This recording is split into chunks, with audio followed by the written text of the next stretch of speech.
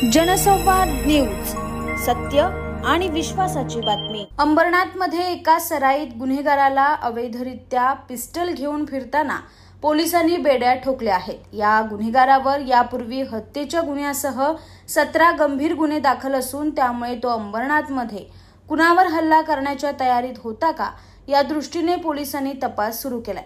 अंबरनाथ पश्चिमेच्या जावसई वाघवाडी परिसरात एक इसम बंदूक घेऊन फिरत असल्याची माहिती पोलिसांना मिळाली होती। त्यानुसार पोलिसांनी या भागात जाऊन या इसमाची झडती घेतली असता त्याच्याकडे गावठी बनावटीचं पिस्टल आणि 3 गोळ्या आढळून आल्या। त्याचं नाव जेम्स फ्रान्सिस असून त्याच्यावर यापूर्वी हत्येच्या गुन्ह्यासह एकूण 17 गुन्हे दाखल आहेत। हत्येच्या प्रकरणात जेलमधून जामिनावर बाहेर आल्यानंतर तो बंदूक घेऊन फिरत असल्याची माहिती पोलिसांना मिळाली आणि तो पोलिसांच्या जाळ्यात अडकलाय। दरम्यान अंबरनाथ शहर हे राजकीय हत्यांसाठी बदनाम असून शहरात आजवर डझनभर राजकीय हत्या झाल्या आहेत। त्यातच निवडणुकांना 4 महिने बाकी असताना हा सराईत गुन्हेगार बंदूक घेऊन फिरताना सापडल्यानं अंबरनाथमध्ये कुणावर गोळीबार करण्याचा त्याचा कट होता का या अनुषंगाने पोलिसांचा तपास सुरू आहे।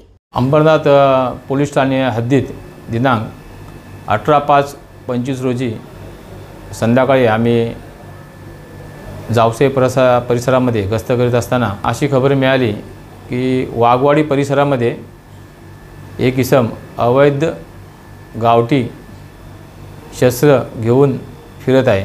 सदर इसमाची अंगझडती घेतली असता त्याच्याकडे एक गावठी पिस्टल व 3 जिवंत राऊंड आम्हाला त्याच्या ताब्यात हे मिळून आले।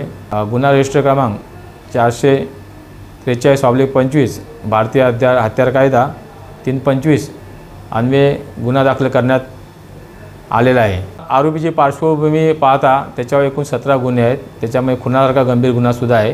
जनसंवाद न्यूज, सत्य आणि विश्वासाची बातमी। आजच सबस्क्राइब करून बेल आयकॉनला क्लिक करा आणि पहा ताज्या घडामोडींचा अचूक अंदाज आपल्या मोबाईलवर।